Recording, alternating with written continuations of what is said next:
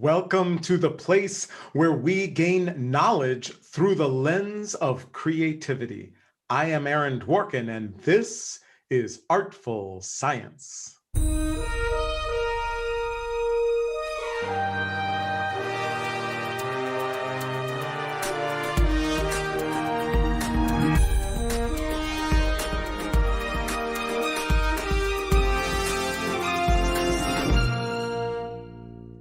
Thanks again for joining me here on Artful Science. Today's show is Retrash, what to recycle and what not to. And our guest is Andrew McAfee, who is the co-director and co-founder of the IDE and a principal research scientist at the MIT Sloan School of Management. Andrew, welcome to the show. Aaron, thank you for having me. Absolutely. So, I figured let's just dive right in.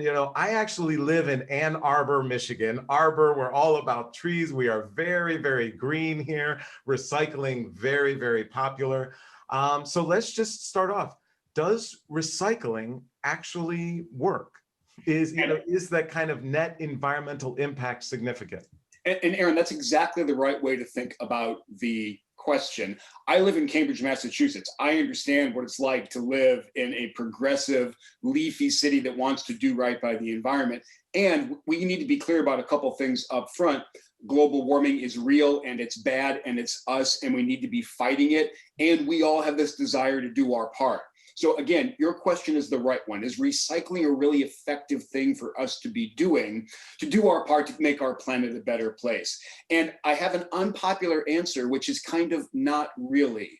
And the short version of why is that the carbon benefits of recycling are actually very small and therefore very expensive. We can get them in much cheaper ways. And some of the other environmental consequences of recycling are actually surprisingly bad.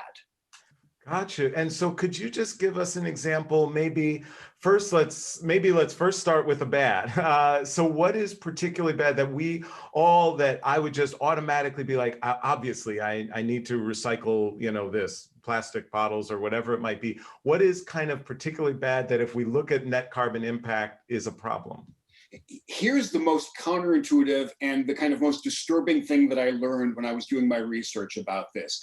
Between 1988 and 2016, we Americans dumped into the ocean somewhere between, there's a wide range, but somewhere between about 70,000 shipping containers full of plastic and 700,000 shipping containers full of plastic. Now, we didn't do this deliberately. We didn't do this by sending ships offshore and then kind of dumping them when no one was looking. We did it by recycling them to very low income countries, usually in Asia, that have very lax waste management practices. Whatever laws they have about dumping things into the water aren't very well enforced.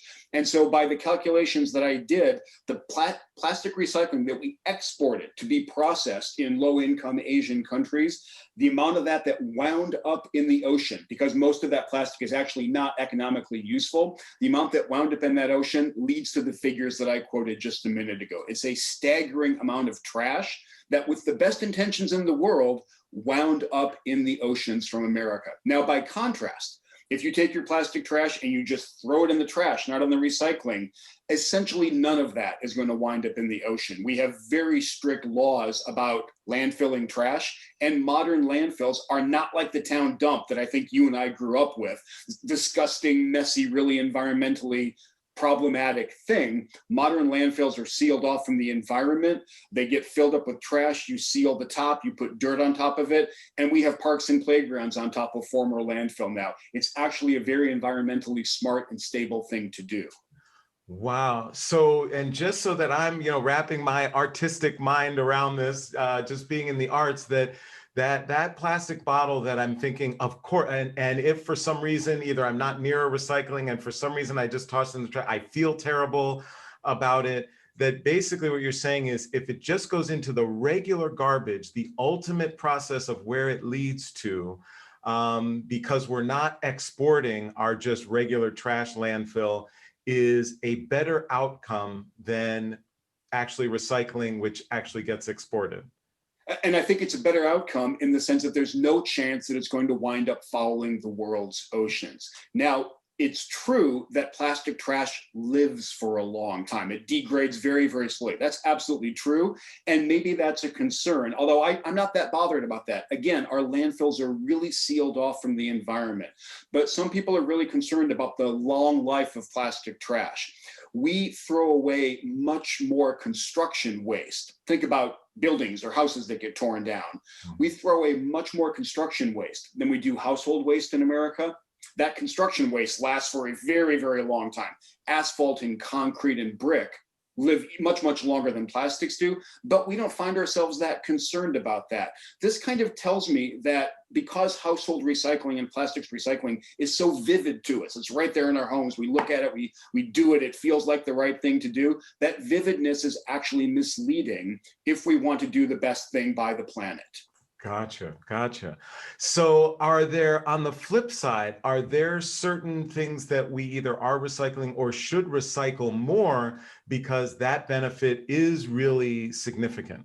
A lot of metal, especially metal that doesn't go through our households. You and I don't consume a huge amount of sheet metal every year, but metal gets recycled. I calculated, or I learned that much more than half of all the aluminum that has ever been produced by human beings is still in use. That's because it costs so much energy to produce it for the first time that it makes better economic sense to recycle it. Same thing is true for a lot of other metals. So those work pretty well.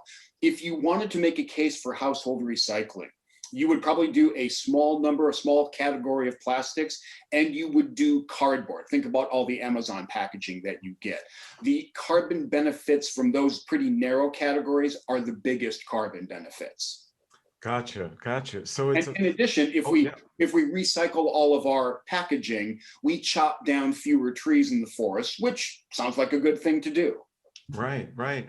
So as we think about this aspect, well, one quick question is that, so given kind of some of those things about plastic, would you actually go so far as to encourage people and say, you really shouldn't recycle these things? You shouldn't toss, most of your household plastic? Or are you saying these are just some policy-wise things that we should be doing on a national scale, but in the interim, people should still recycle? Where do you... What I would encourage people to do is think about the maximum bang for the buck or maximum bang for the hour spent on lightening our footprint on the planet.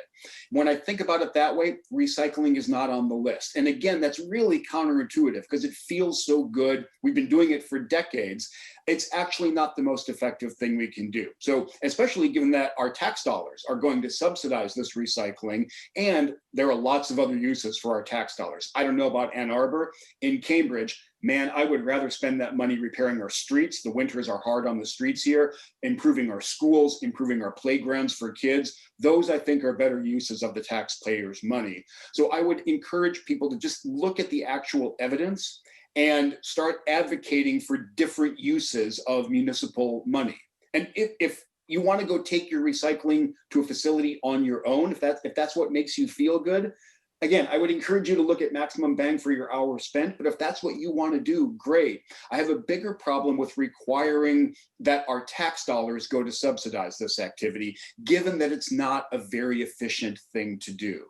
Gotcha, gotcha. And so what's your sense of the recycling industry, general policy overall? In other words, are you seeing a trend towards looking at some of these long-term impacts, looking at the exporting of recycling, et cetera? Where do you see that future of recycling, and where do you think we'll be in 5 or 10 years? I think the biggest positive news in the global plastics recycling industry didn't come from the rich world. It actually came from China, which I believe in 2018 announced that it was going to stop taking these bales, these containers full of trash from America and other rich countries because of the environmental impact it was having in China. Now, we didn't do that. It turns out it was probably a good thing for the planet overall to do.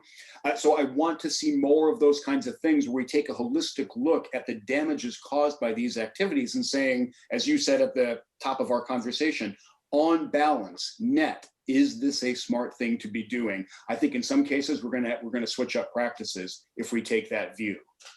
Gotcha, gotcha. Well, it really is fascinating. It's amazing sometimes the things that seem a little bit counterintuitive when we think about what's the right thing to do ultimately for the environment and ultimately for all of us in our environment.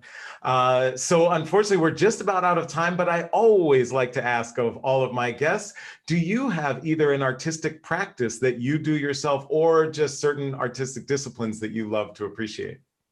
I mean, I love to listen to music. The most creative thing that I do is write, and that kind of exercises my need to put something new out there in the world and to try to practice a difficult craft and get good at it.